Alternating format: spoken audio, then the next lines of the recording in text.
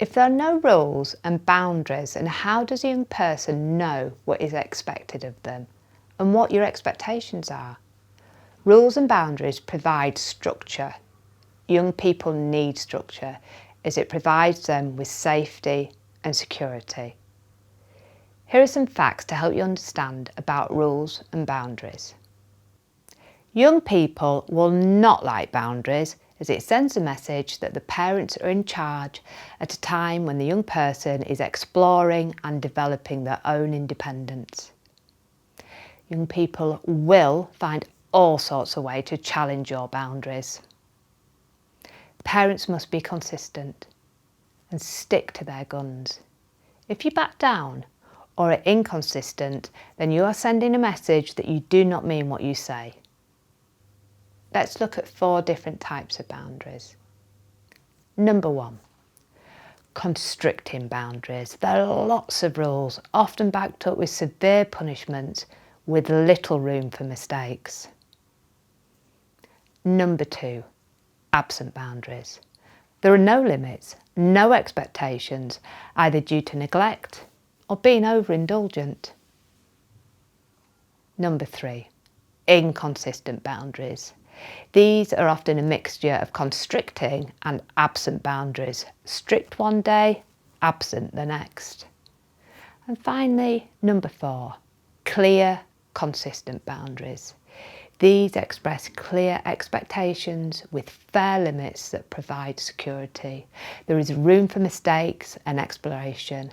This model offers the best opportunity for healthy development. Here are some tips for setting boundaries with your teens. Number 1, have a clear rationale. Can the boundary be easily explained? Number 2, boundaries should have the benefit of the young people at heart, usually involving their safety or well-being. And finally, number 3, involve the young person, discuss the boundary and the need for it with them. You will need to use your active listening and take on board their point of view.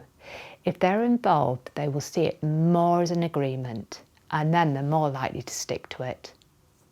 Along with boundaries, it is useful to think about sanctions and rewards to reinforce the rules. Choice and consequences is an effective way of presenting this concept.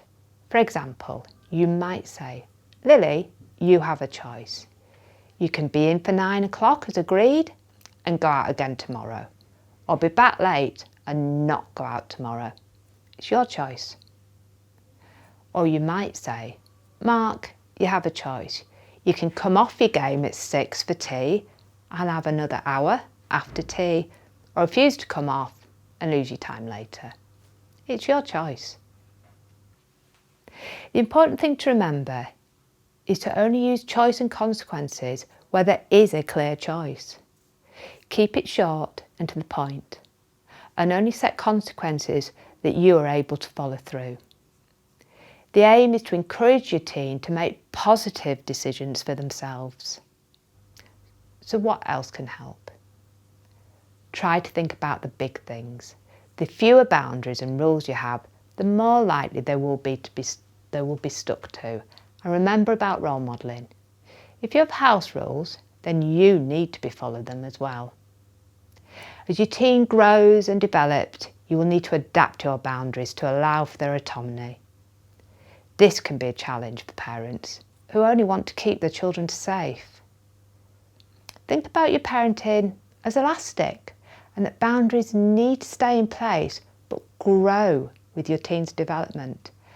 And be prepared to negotiate the boundaries with your teen to accommodate their growing independence.